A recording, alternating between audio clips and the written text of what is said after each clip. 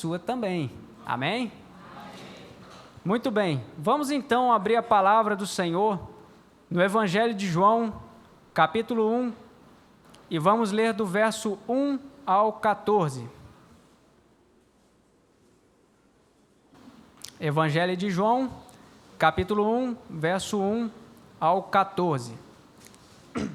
Assim diz a palavra do Senhor: No princípio era o Verbo, e o Verbo estava com Deus, e o Verbo era Deus.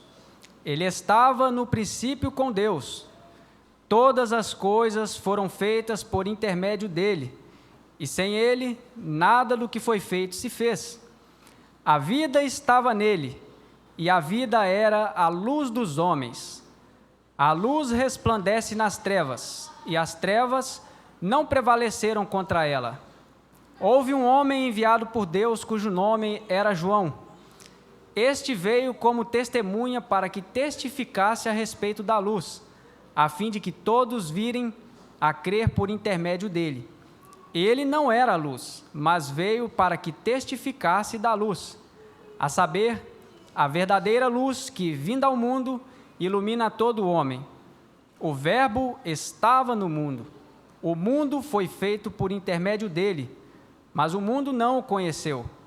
Veio para o que era seu, e os seus não o receberam.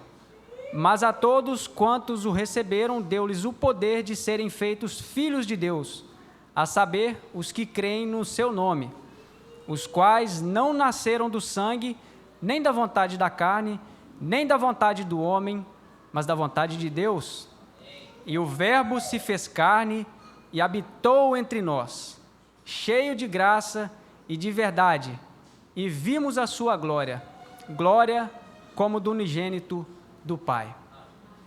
E seguindo o script aqui do coral, nós vamos conversar essa noite sobre o tema A Paz Veio ao Mundo. E para iniciar esse sermão, eu gostaria de fazer para você a seguinte pergunta: quem é Jesus para você? Qual é o efeito que é causado em você ao ouvir o nome Jesus? Qual é o efeito que é causado em você ao ouvir o nome Jesus? Para os ateus, Jesus foi apenas uma figura histórica, um homem que veio a este mundo, que inaugurou o calendário gregoriano, por isso nós estamos hoje em 2023 depois de Cristo. Foi um homem que lutou por paz, por justiça social, e apenas isso. Eles não creem na divindade de Jesus. Para os judeus e para os muçulmanos, Jesus foi apenas um profeta que também veio a este mundo, que lutou por paz, por justiça social, pelo amor, pela caridade e nada além disso. Para muitos, Jesus é apenas um psicólogo. Se eu não estou psicologicamente bem, eu vou à igreja, eu escuto alguns hinos, eu ouço a palavra de Deus e eu me sinto melhor. E depois eu retorno à minha vida como era antes, como sempre foi. Para muitos, Jesus ele é um médico. Se eu estou doente, se eu estou enfermo, Jesus pode me curar. Jesus pode me tirar essa enfermidade, ele pode mesmo. Para muitos, Jesus é apenas um amuleto, aquele que vai me livrar, me guardar de todo mal, aquele que vai me proteger nos meus caminhos. Para outros, Jesus, ele é um abridor de caminhos, um abridor de portas, aquele que abre uma porta de emprego, aquele que faz passar em um concurso público, aquele que traz prosperidade, aquele que vai fazer a minha vida dar certo, aquele que vai me tirar do fundo do poço. Meus irmãos, amada igreja, Jesus pode perfeitamente curar enfermidades. Jesus pode perfeitamente curar problemas psicológicos, dos mais terríveis. Jesus pode guardar de todo mal. Jesus pode abrir caminhos. Jesus pode prosperar sim. O problema é quando nós procuramos Jesus apenas com esses interesses e nós não queremos Jesus como Senhor das nossas vidas, como Salvador das nossas vidas. Mas eu quero refazer novamente a pergunta. Imagine que hoje Jesus estivesse diante de você e aquela mesma pergunta que ele fez para os 12 apóstolos: quem vocês dizem que eu sou? quem sou eu para você? Pense que Jesus está na sua frente hoje fazendo essa pergunta para você. No primeiro século, uma heresia perniciosa ameaçava a igreja primitiva. Ainda que o Império Romano dominasse o mundo daquela época, o pensamento grego se fazia muito presente ainda. E a heresia se chamava gnosticismo. Os gnósticos, eles viviam um dualismo. Eles acreditavam que a matéria era má, mas o espírito era bom. Então os gregos pensavam, se Jesus é homem, se Jesus tem um corpo físico, ele é matéria, e se a matéria é má, então Jesus não pode ser Deus. Era uma heresia muito perigosa, porque ela negava a divindade de Cristo, ela negava a encarnação de Cristo, e ela negava também a ressurreição.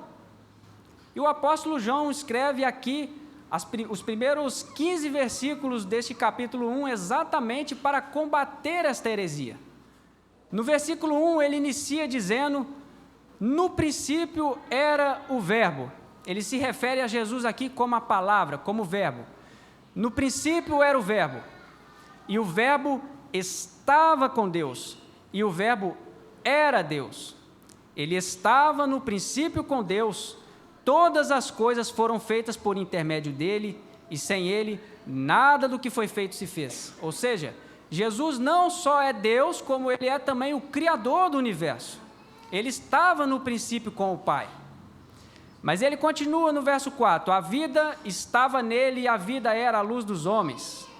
A luz resplandece nas trevas, e as trevas não prevaleceram contra ela. Houve um homem enviado por Deus, cujo nome era João. E esse João aqui não é o apóstolo João, ele é João Batista. Este veio como testemunha para que testificasse a respeito da luz, a fim de todos virem a crer por intermédio dele. Ele, João, não era a luz, mas veio para que testificasse da luz, a saber, a verdadeira luz que, vinda ao mundo, ilumina a todo homem. O Verbo estava no mundo, o mundo foi feito por intermédio dele, mas o mundo não o conheceu. Veio para que era o seu, mas os seus não o receberam. Mas, porém, entretanto, todos, e nós estamos incluídos nisso, quanto receberam, deu-lhes o poder de serem feitos filhos de Deus, a saber, aos que creem no seu nome, os quais não nasceram da carne, nem da vontade, não nasceram do sangue, nem da vontade da carne, nem da vontade do homem, mas da vontade de Deus. E no verso 14, João prova que sim, Jesus se encarnou. Ele vai dizer, e o Verbo se fez carne e habitou entre nós, cheio de graça e de verdade, e vimos a sua glória, glória como do unigênito do Pai. Ou seja, claramente aqui João diz, Jesus ele é homem e Jesus ele é Deus. Ele não deixa em momento algum de ser homem e nem de ser Deus. Jesus ele é homem e Jesus ele é Deus. E ao contrário do que pensavam os gnósticos, mesmo Jesus tendo um corpo físico, sendo matéria, ele não era uma matéria má. No seu corpo não havia pecado. Jesus era 100% imaculado. Porque Hebreus 4, verso 15 vai dizer que Jesus, como nós, a nossa semelhança foi tentada em todas as coisas, mas sem pecado.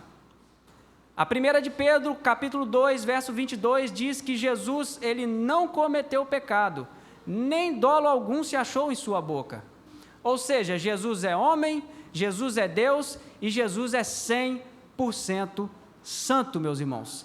Essa é a paz que veio ao mundo. Esse é o Jesus da Bíblia. Esse é o Jesus original das Escrituras. Esse é o Deus que criou os homens, e não o Deus que os homens criaram. Mas esse Jesus, essa paz que excede todo entendimento, veio ao mundo. E ele veio ao mundo para cumprir o plano redentivo de Deus. Nós sempre ouvimos que Jesus veio ao mundo, que ele morreu para nos salvar, e é verdade, de fato ele veio e morreu para nos salvar. Mas eu gostaria aqui de explicar em poucas palavras por que foi necessário Jesus vir até este mundo e padecer naquela cruz e morrer para que nós tivéssemos a salvação? Em primeiro lugar, Deus, o Pai, Ele é justo. Ele é tão justo que, nas palavras de Abacuque, Ele não pode ver o mal, Ele não pode contemplar a injustiça. Então, como que um Deus tão justo, que não pode inocentar de forma alguma o culpado, deixaria o meu e o seu pecado sem punição? Nós deveríamos ser punidos, não é mesmo? Todos nós pecamos, e o nosso destino natural seria a punição eterna pelos nossos pecados. É uma dívida que nós temos com Deus, e é uma dívida impagável. Nós não conseguiríamos de forma nenhuma pagar, a não ser que um fiador é aquele que se compromete a pagar uma dívida caso nós não consigamos pagar. A não ser que um fiador, alguém que não tenha nenhum pecado, alguém que não tenha nenhuma dívida, até porque um fiador endividado não pode ser um fiador, a não ser que esse fiador pagasse essa dívida por nós. E é exatamente isso que Jesus veio fazer nessa terra. Jesus é o nosso fiador. Jesus, naquela cruz, Ele toma sobre si os nossos pecados. Jesus recebe naquela cruz muito mais que o castigo dos pregos nas mãos, da coroa de espinho, da humilhação pública da cruz, muito mais do que a dor física, mas Ele recebe a ira de Deus, o castigo de Deus, a punição pelo meu e pelo seu pecado. O sacrifício de Cristo, ele tem um caráter substitutivo, porque eu e você, nós deveríamos ir para aquela cruz, ser punidos pelos nossos pecados, mas Jesus foi no nosso lugar. A justiça de Deus se cumpriu em Cristo, e tão somente isso nos isentou da culpa do pecado. Glória a Deus, glória a Jesus Cristo. Essa é, meus irmãos, a paz que veio ao mundo. Esse é o Jesus da Bíblia. É por isso que esse Jesus não pode ser chamado de você como se ele fosse uma pessoa normal como qualquer outra. É por isso que, ao contrário do que muitos famosos dizem, esse Jesus, ele não é um carinha legal, um carinha maneiraço, não. Ele é o Rei dos Reis, Ele é o Senhor dos Senhores, Ele é o pão da vida, a videira verdadeira, Ele é o Criador e o sustentador do universo. Ele é onipotente, onipresente, onisciente. Ele sabe quantos fios de cabelo a humanidade inteira tem. Ele sabe quantos grãos de areia tem na praia. Ele sabe quantos litros d'água tem nos oceanos e nos rios.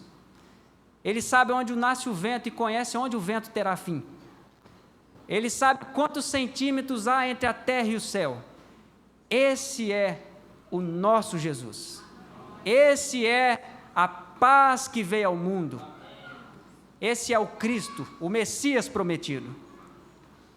E já partindo aqui para a reta final, gostaria de fazer algumas aplicações, e a primeira delas é que se o nascimento de Cristo foi o maior evento que o mundo já viu, a maior coisa mais esplendorosa que aconteceu, um outro evento da mesma magnitude ou até maior do que esse só seria possível tendo como protagonista o mesmo Jesus.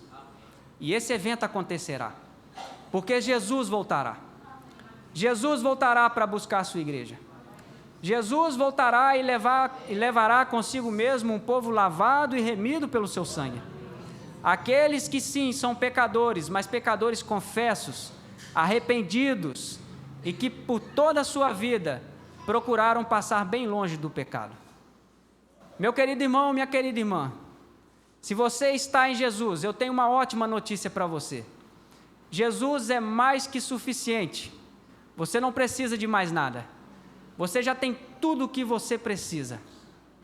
Mas se você se encontra longe dos caminhos do Senhor, essa noite eu também tenho uma boa notícia para você.